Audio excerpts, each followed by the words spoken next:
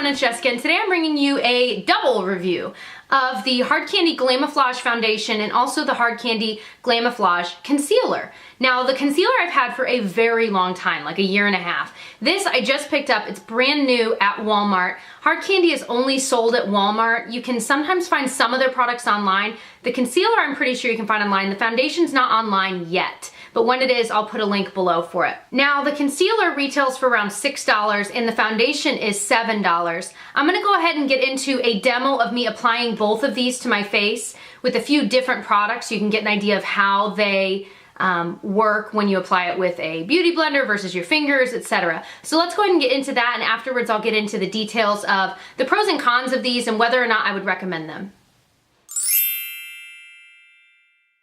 Okay, so I'm gonna apply half of my face with a beauty blender and the other half I'm gonna apply with my hands. I have tried this with a brush 2 different times and it was horrible. I used like a really good Sigma brush that works with everything, and I used some other kind of brush, I think my Real Techniques brush, which I literally use with every foundation, and this foundation just kept smearing across and it was just weird and streaky. So I've tried it with my hands, but I haven't tried it yet with the beauty blender, so we're gonna see how that goes. So on this half of my face, I'm gonna use the beauty blender. So I have it in the shade 930 Porcelain, and it's got its pump, which I love. I only have moisturizer on my face, the e.l.f. moisturizer. I haven't used, I'm not gonna use a primer because I wanna see what it does on its own.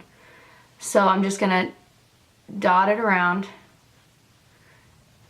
This is more of a yellow tinted one. Look like I've got war paint on. So I'm just gonna use the bigger part of it.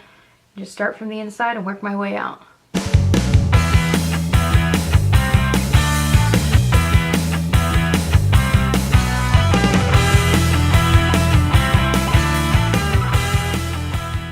So I just finished this side, and when you compare, of course I've got some breakouts I'm dealing with, but when you compare the two, it certainly covers a lot. I think it's actually a pretty good match for my skin tone. I know with my ring light, I think it looks a little lighter, but in real life, it's actually a pretty good match. This color wouldn't work for me in the summer, but that's okay.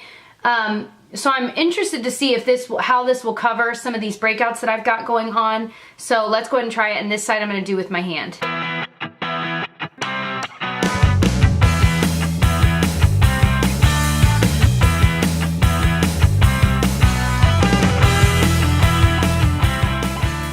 So what I'm noticing with my hand is that it's really, really streaky, and it's the same thing I got with when I used a brush. So I'm gonna do the rest of this with the beauty blender because I can't even handle this right now.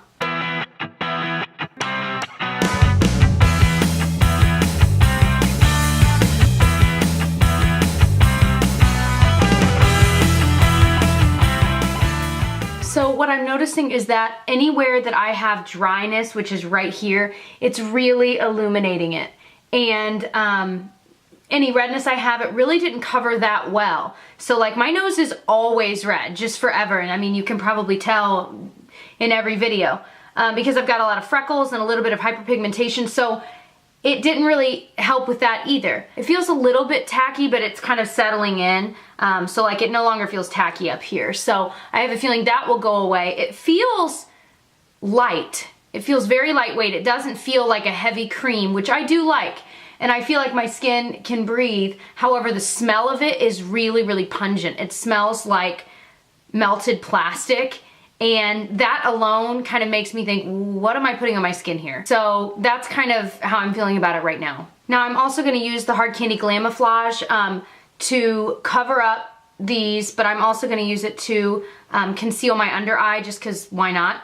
And this is in light. They have some shades that are lighter now, but I've had this for quite a while. It does, after you've had it for a while, it does start to separate, and so you have to like kind of squirt a little bit out before you use it, but it's fine now because I've been using it a lot more. So I'm just gonna put it anywhere I've got darkness. I'm gonna kind of take it down and even a little bit across. You can already see how brightened it looks. So I'm just gonna use my beauty blender to press it into the skin. This, I think, does work a lot better with the beauty blender because it is such a thick formula that I think it can kind of look cakey and dry if you use a brush. I think your finger works well too because it's got that heat working with it, but it really does a gorgeous job of brightening. I mean, look at the difference between this and that. I love this. I don't like to use this every single day on my under eye because if I've got any, I don't know, I just noticed that it wears well throughout the day, but if I've got any dryness under my eye, it doesn't do as well. So if you know that you have a dry under eye area, I would say you probably would not like this under your eye. But I'll show you here in a second how I cover up blemishes, and I like this for covering facial blemishes a lot. So my under eye's concealed. I feel a lot better there. So now I'm going to use a little bit to kind of conceal these. Now this, some people supposedly use this for covering tattoos. I don't know about all that, but I do know it works pretty well at covering redness. So you notice I kind of dotted all around it as well, just to make it a little less obvious that I'm covering a very specific spot. And I just kind of go around it. I'm not one to 100% perfectly conceal something, because sometimes when you're trying to conceal something so you can't see any spot, it ends up looking worse because you can just see where it's pinpointed. Whereas I'll just kind of do a wash around it, and so yes, you can still see that there are marks there, but it's not crazy red and crazy obvious. I think it looks a little bit better. So for me, that's how I like it, because I'm up close with people a lot as a teacher and I don't want to look cakey. So I don't mind that you can kind of see them, but now they look more like freckles than they do giant red pimples. You know what I mean? Let's go ahead and start with the concealer pros and cons, because I've been using this for so long that I really have a good idea of how I like it and how it works. This is great, I think, at concealing blemishes on your face. I use it under my eye when I'm like crazy for whatever reason, like dark. I usually will grab for this, but when it's every day and I don't really need that much coverage, I usually just don't use it because I don't need that much. But if you know that you've got really purple under eye circles, this is fantastic. I've heard that some people use it to cover tattoos. I don't really know if that works or not. But it really is heavy duty and you can really pile it on. I do think this is best applied with either your finger or a beauty blender. I think with the brush it works, but it's not as good as it could be. I also think that if you have dry skin anywhere under your eye, it just kind of accentuates that, so you might want to stay away from this if you know that you have dryness under there. I do think this stays all day, even when I've covered blemishes. It really doesn't move, which is really important when you're covering something that you don't want people to see. You don't want it to go anywhere. So I do feel like, especially when you set this with some sort of a powder on top, it just stays put. Now let's go deeper into this foundation.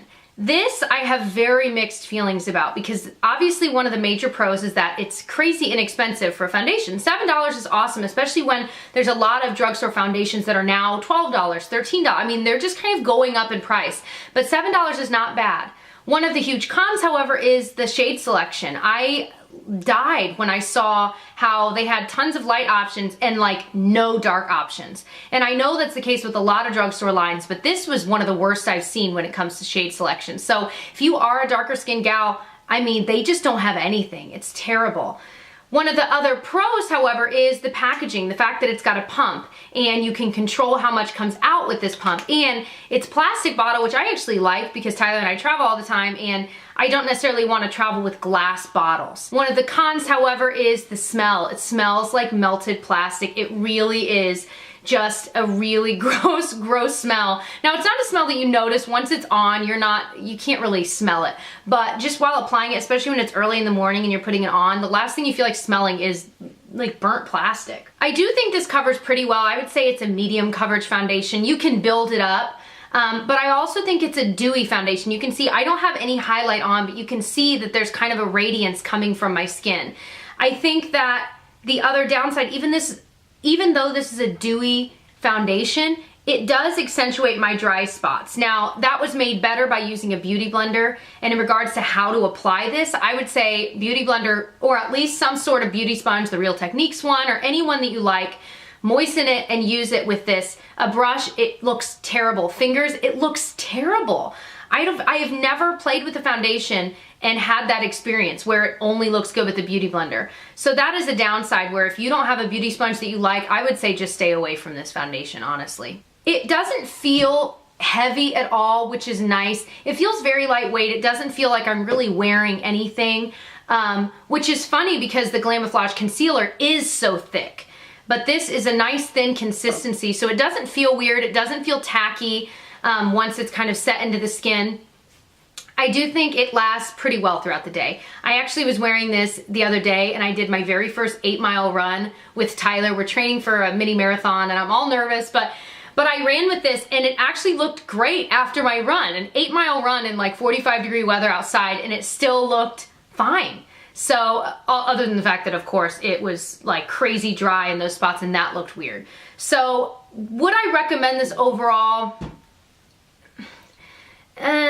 I mean, it had some great pros, but it also has a lot of cons, and there are so many amazing drugstore foundation. If I were to recommend some drugstore foundations to you, I would recommend from the drugstore the L'Oreal Infallible. It is like double the price, it's like $13, but these foundations are amazing. Another favorite of mine that I don't hear talked about a lot is the Rimmel Lasting Finish Foundation. This is so amazing. Now, this is the lightest color they have, and it's still a little dark for me, but it still works, and the formula is amazing. I'm working on a review for this one, but if I were to recommend some other than this one, I would recommend these. And this one is, I think, even cheaper. I want to say this is like $5 or $6. I hope that review was helpful for you guys. If you're interested in any of my other drugstore review and demo videos, I'll link the playlist below. If you enjoyed, please subscribe, and I'll catch you guys in my next one. Bye.